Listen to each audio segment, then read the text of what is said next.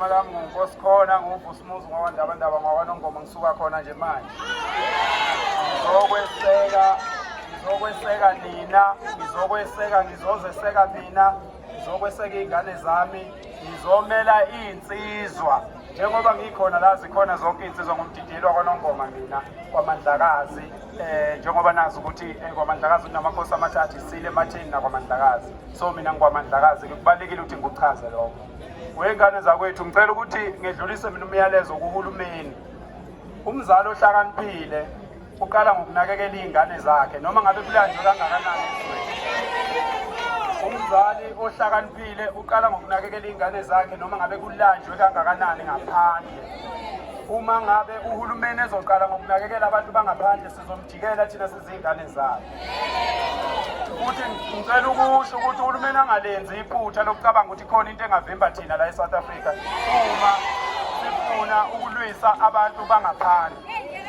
Njengoba silokhu sikhuluma kahle, hayi ukuthi sikhuluma kahle ngoba sidinga uhulumeni noma sidinga amaphoyisa noma sidinga amasosha.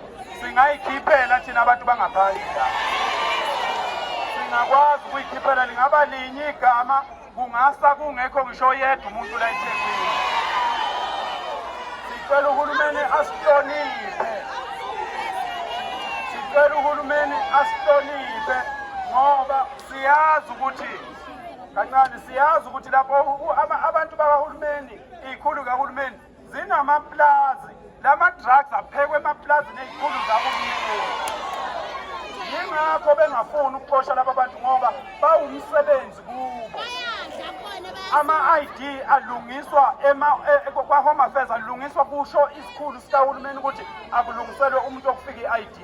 So sicela ukuthi uhulumeni angasithathi kancane, thina sizinsizwa,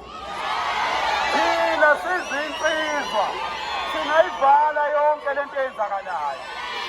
Siyathokoza kakhulu.